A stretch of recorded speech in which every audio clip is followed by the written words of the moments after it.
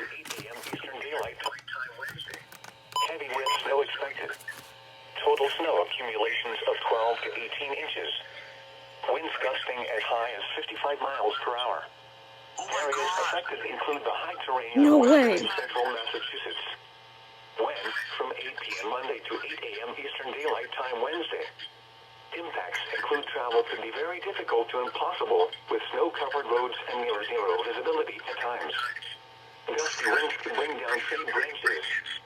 Heavy with snow combined with gusty winds will increase the risk for power outages. This will be a high impact for winter storm. Oh my god.